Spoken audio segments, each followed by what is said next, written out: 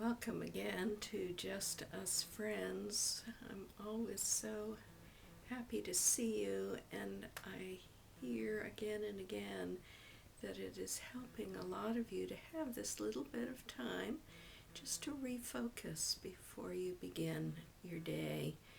And for many of you, I know that you get up in the morning and you're just dashing off to work, or you're dashing into the kitchen to help get your kids ready for school. Life is hard, life is demanding, life is a challenge. And if you can just give yourself a few minutes before you start into the mad whirl, then maybe that will carry on with you through your day. What we're urging you to do is just to be a little more mindful and a little more aware, and to remember who you truly are. You're not just riding a roller coaster because you were handed a ticket. This is your life, and your life unfolding is your sacred journey. Your journey to becoming your true self. And we forget that. We get so wrapped up in all the doing that the knowing, the seed that is being expressed in the growing and the living of this life, gets lost in all of that racing about. The other thing that often keeps us from remembering and knowing our true self is that we have layers and layers and layers of emotional obscurations that cover over that access to that still, meditative, sacred space within. And when we have emotional experiences that leave us traumatized or bereft, or really struggling just to keep our head above water, we can't get down to that pure heart. The reason that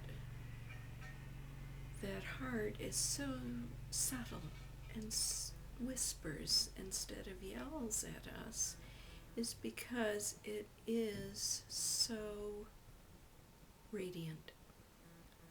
And we have to be still. We have to be focused. We have to be very much in harmony and gentle with ourselves to reach that space. It's in each of you. It is your true essence. You have never left it, but sometimes so much emotional obscuration and the cacophony of life covers up our capacity to know it.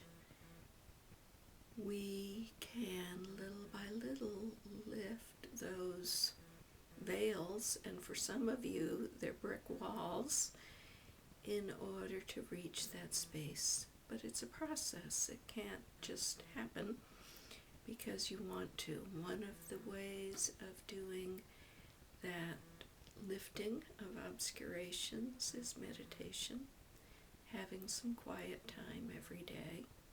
But another way is becoming more aware of what those obscurations are for each of us, to going back and looking at some of the pain, looking at some of the drama, looking at some of the trauma, identifying it, and little by little, first having the intention and then recognizing and living the process of lifting those obscurations.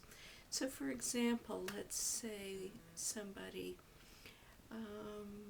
was mistreated by somebody, maybe somebody close to you like a parent, and all of that anger and hurt is a big emotional obscuration. To get down below that and find one's true self may take a lifetime of trying to find forgiveness.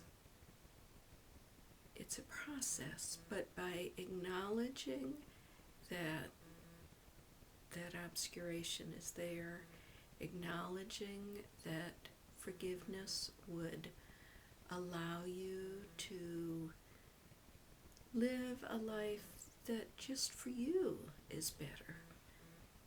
Little by little you can go through the process, maybe writing down how you want to forgive that person, not pushing yourself, not trying to do something because you should. But little by little you'll see the process unfold.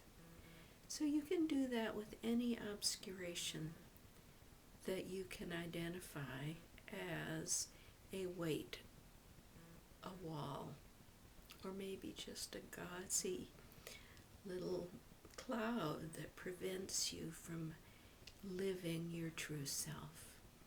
This is a good thing to do for yourself. It's like purifying yourself. So identify those obscurations and little by little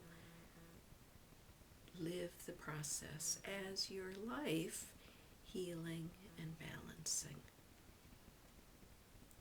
You might go to our meditation link now on the wisdom page and spend a little time in meditation, and then enjoy the other articles on the site. We're happy to have you.